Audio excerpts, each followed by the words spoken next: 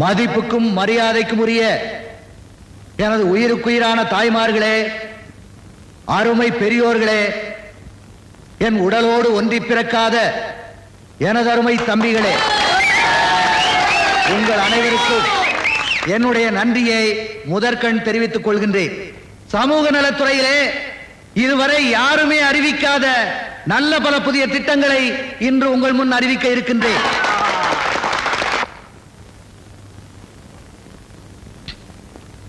முதலாவதாக ஊனமுற்ற பெண்களுக்கு தலா 10,000 ரூபாயும், ஊனமுற்ற பெண்களை மணக்கின்ற வாலிபர்களுக்கு தலா 25,000 ரூபாயும் வழங்க இருக்கின்றோம்.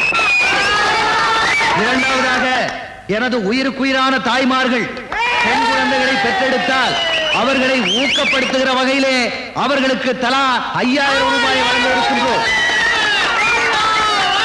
மூன்றாவதாக விதவை பெண்களுக்கும் கணவனால் கைவிடப்பட்ட பெண்களுக்கும் அரசாங்கத்திலே உடனடியாக வேலை வாய்ப்பு ஏற்படுத்தி தரப்படும். இப்படி பல திட்டங்கள் இருக்கின்றன. அதை நானே சொல்லிக் கொண்டிருந்தால் அது தற்பெருமையாக இருக்கும்.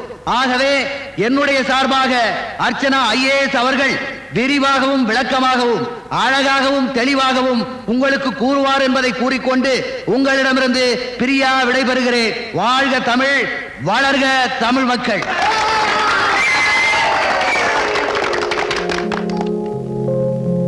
மாண்புமிகு அமைச்சர் அவர்களுக்கும் மதிப்பிற்குரிய செயலாளர் அவர்களுக்கும் என் வணக்கம். அமைச்சர் அவர்கள் செயலாற்ற போகும் சில திட்டங்களை உங்களுக்கு சொல்ல என்னை அழைத்திருக்கிறார்.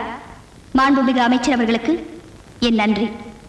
இதுவரை அரசு திட்டங்களை நாட்டுக்கு அறிவித்த அமைச்சர் அவர்கள் இனிமேல் அவரது சொந்த உடைமைகளை நாட்டுக்கு அர்ப்பணிப்பதை பற்றி நான் கூறப்போகிறேன்.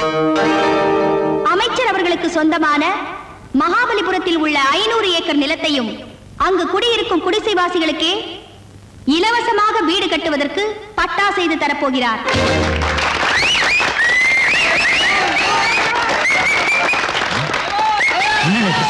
நீங்க சொல்லித்தான் இதெல்லாம் சொல்றாங்க.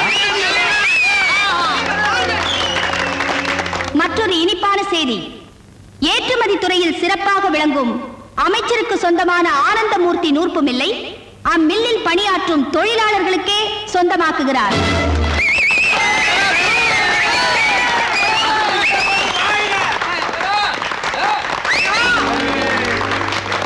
இனிமேல் அவர் அமைச்சர் பதவியில் இருக்கும் வரை சம்பளமே வாங்க போவது இல்லை. பேருக்காக மாதம் 1 ரூபாய் மட்டுமே சம்பளமாக பெற்றுக் கொள்வார்.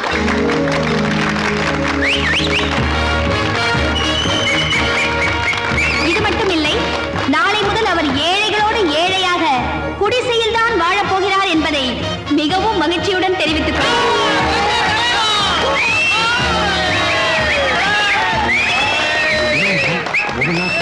என்ன பண்ண போறீங்க? இவளை எப்படி மடக்கிறதுன்னு எனக்கு தெரியும். இப்ப பாரு. ஏழைகளுக்காக தன் வாழ்வையே அர்ப்பணித்த மாண்புமிகு அமைச்சர் அவர்களை நான் உங்களின் சார்பாக பாராட்டுகிறேன். உங்களுடைய ஆரவாரத்தை எல்லாம் பார்க்கும் பொழுது பெருமகிழ்ச்சி அடைகின்றேன். அர்ச்சனா அவர்கள் சொன்னதைப் போல என்னுடைய சொத்துக்கள் அனைத்தையும் பத்திரத்திலே எழுதி இதே மேடையிலே உங்கள் முன்னிலையிலே கையொப்பமிட வேண்டும் என்று நினைக்கிறேன். ஆனால் அதற்கான பத்திரம் தயாராக இல்லையே என்று நினைக்கும் பொழுது வருத்தப்படுகிறேன். மன்னிக்கணும், அமைச்சர் வருத்தப்பட வேண்டிய அவசியமே இல்லை. நான் அந்த பத்திரத்தை தயார் பண்ணி வச்சிருக்கேன். இத பாருங்க.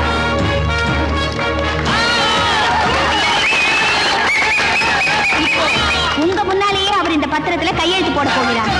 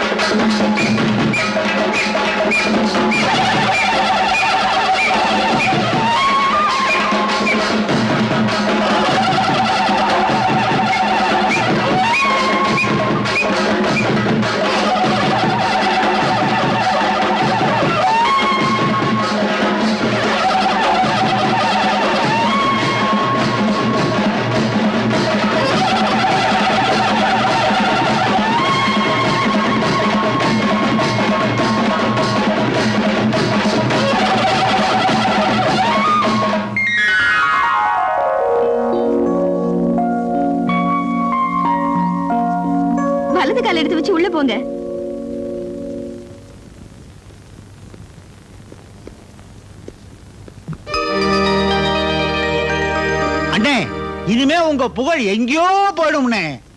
ஐயோ, உனக்கு வேணும் ஐயா, வேணும். அண்ணன் நொந்து போயிருக்காரு, குத்தி பேசுறிய. ஒரு பொம்பளை வெளியில தலை காட்ட முடியாம என்ன அசிங்கப்படுத்திட்டு போயிட்டா உங்களுக்கு கிண்டலா இருக்கா? கூடவே ஒரு ஐஏஎஸ் ஆபீசர், ஒரு போலீஸ் ஆபீசர். என்ன பண்ணிட்டு இருந்தீங்க? என்ன பண்ணிட்டு இருந்தீங்க? என் சொத்து பூரா எழுதி வாங்கிட்டு போயிட்டால. இப்படி அவசரப்பட்டு கையெழுத்து போடுவீங்க நான் Shut நினைக்கிறேன். up! என்ன அவமானப்படுத்துறதுக்கு பதிலா அவளை அவமானப்படுத்தணும். அந்த அவமானம் தாங்காம அவ தற்கொலை பண்ணிட்டு சாகணும். அதுக்கு ஏதாவது ஐடியா சொல்லுங்கயா, சொல்லுங்கய்யா. ஒரு அருமையான ஐடியா இருக்கு. என்ன?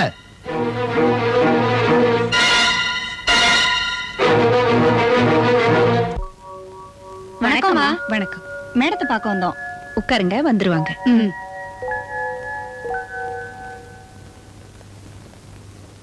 வணக்கம்மா. வணக்கம். யார் நீங்க? என்ன விஷயமா வந்திருக்கீங்க?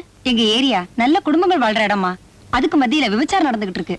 எவ்வளவோ போலீஸ்ல கம்ப்ளைண்ட் கொடுத்து பார்த்தோம், ஒரு ஆக்ஷன் எடுக்கல. அதான் உங்ககிட்ட சொல்லிட்டு போலான்னு வந்தோம். எந்த இடம்? நம்பர் 16 சுப்ராயன் தெரு. D3க்கு போன் போடுமா. நீங்க போங்க, நான் ஆக்ஷன் எடுக்க சொல்றேன். வரேம்மா.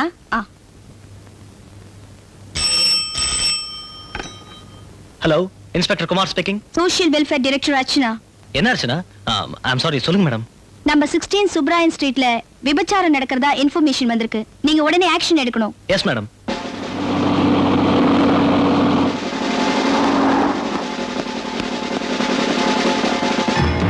உள்ள போய் பாருங்க. ஏய், என்னடா?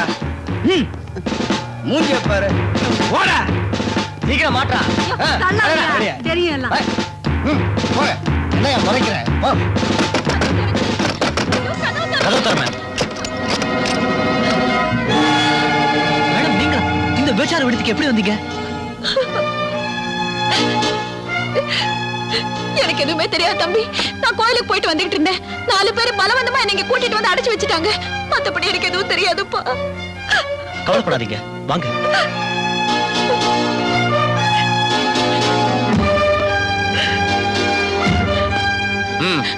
சார், இவங்க ஐஏஎஸ் ஆபீசர் அர்ச்சனாவோட அம்மா சார். யாரா இருந்தா என்ன? அரெஸ்ட் பண்ணுங்க. வந்து sir. Inspector, you keep quiet. அமைச்சர் ஆனந்தமூர்த்தி நேரடியாக எனக்கு ஃபோன் பண்ணி இவங்களை அரெஸ்ட் பண்ண சொல்லியிருக்காரு. இல்ல சார். ராஜாராம் சார். அரெஸ்ட் பண்ணுங்க. Yes sir.